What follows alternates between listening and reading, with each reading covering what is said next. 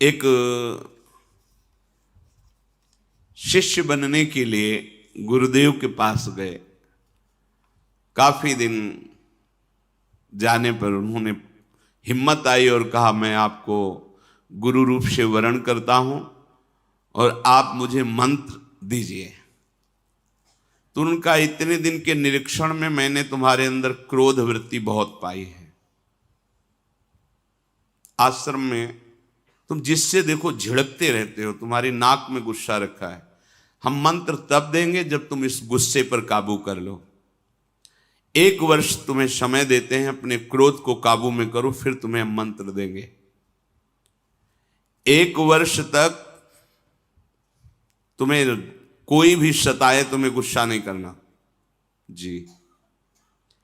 1 वर्ष पूरा हुआ, स्नान करके आ रहे थे। गुरुजी ने एक मेहता रानी को बुलाया और कहा, माई ये आ रहा है, तुम झाड़ू ऐसा लगाना किसी के ऊपर धूल जाए। ठीक है। वो तब तक खड़ी रही जब तक वो अजान नजदीक आए, तो रज में ऐसी झाड़ू लगाई कि पूरा रज ऊपर एकदम, तुझे दिखाई नहीं दे रहा मैं नहा के आ रहा हूं। और ऐसा बहुत बिगड़े। वो हाथ जोड़ के, महाराज क्षमा करो, हमें पता नहीं था कि आप आ रहे हो, हमारा काम ही है सोनी लगाना। ऐसा तो मारने के लिए भी। अब वो गए, कहा गुरुजी 1 वर्ष हो गए। तो बोले, जिसको त्यागने के लिए कहा था वो तो त्यागा नहीं। सुना अभी अभी तुम गुस्सा करके आ रहे हो मेहतरानी से, जो नित्य सोनी सेवा करती हैं। पूज्य भाव रखना चाहिए। तुमने उन पर क्रोध किया और सुना कि तुमने ऐसे भी मारा नहीं, पर हाथ तुम्हारा उठ गया, अभी नहीं। जाइए 1 वर्ष और अभ्यास कीजिए। अब दूसरे वर्ष जो वो नित्य वही आश्रम की सोनी सेवा का उसका बोले, अब की बार झाड़ू मारना, धूल नहीं, नजदीक आवे तो झाड़ू ऐसे लग जाए उसके शरीर में। बोले, जो महाराज मारेगा तो नहीं। बोले नहीं, अब की बार 1-2 शिष्य आसपास रहेंगे, अगर वो गुस्सा करेगा तो उसे पकड़ लेंगे, तुम्हें मारेंगे नहीं। ठीक है महाराज। जब वो स्नान करके बड़े आनंद से आ रहे थे, तो अब की धूल नहीं उड़ाई, सीधे नजदीक जाके ऐसे झाड़ू 1-2 मारी और सीधे उसके शरीर में, पैरों में ऐसे। उसने कहा कि मूर्खा, तुझे समझ में नहीं है, मेरा 1 साल पीछे बर्बाद कर दिया। फिर दूसरा, मैं स्नान करके दीक्षा के लिए जा रहा था और बहुत कड़ुआ बोले, पर हाथ नहीं उठाया।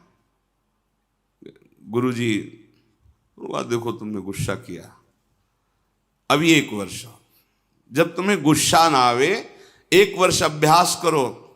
क्रोध नष्ट होने पर ही हम, क्योंकि ये क्रोध बना रहेगा तो ये भजन आगे को जो विस्तार करना है भजन का, भागवतिक प्रकाश, वो होने नहीं देगा।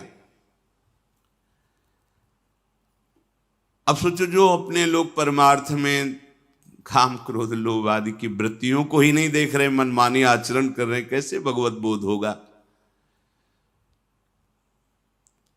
गुरुदेव, इतना समय हो गया और आपने एक बहाना बना लिया है कि गुस्सा करो।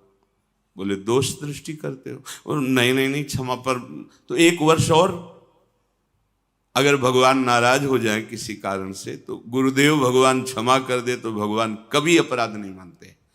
हरि रूठे गुरु शरण है, गुरु रूठे हरि नाहि। यदि गुरु भगवान का हृदय संतप्त हो गया तुम्हारे आचरण से, तो तुम्हें भगवान श्री हरि सहयोग नहीं करेंगे। अगर श्री हरि नाराज हो जाए और गुरुदेव भगवान का वरद हस्त है, कुछ नहीं बिगड़ने वाला। गुरुजी ने कहा कि अब तुम्हें 1 वर्ष तक पुनः अभ्यास करना है। तीसरा वर्ष गंगा स्नान करके आया।